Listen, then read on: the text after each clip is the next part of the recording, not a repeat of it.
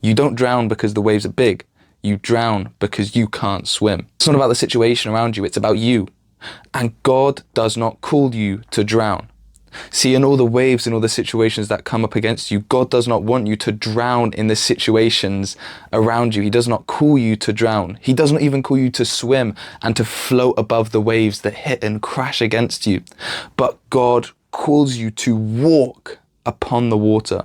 God calls you to walk upon the waves of your situations. He calls you to be so comfortable in your situations that other people look at you and they say, he shouldn't be that comfortable in that situation. In Matthew 14, when Peter walks on water, it's only when he looks at the situations around him when he starts to drown.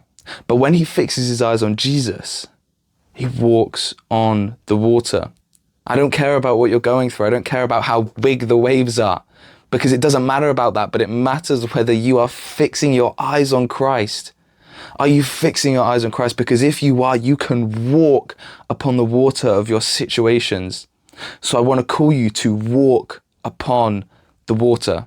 And if you're going through hard times and hard situations, I want you to listen into this, because you don't drown because of how big the waves are, but you drown because you can't swim.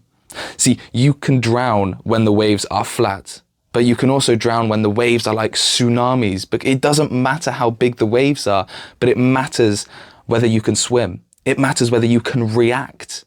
And in your situations, it's not about how big or how small it is, but it's about how you react. How are you going to react to the situation that you're in? And like in Matthew 14, Peter reacts to the situation by walking on the water. He fixes his eyes on Christ and he walks upon the water. So with all of your hard situations, how are you going to react? Are you going to be dependent on your own ability to swim?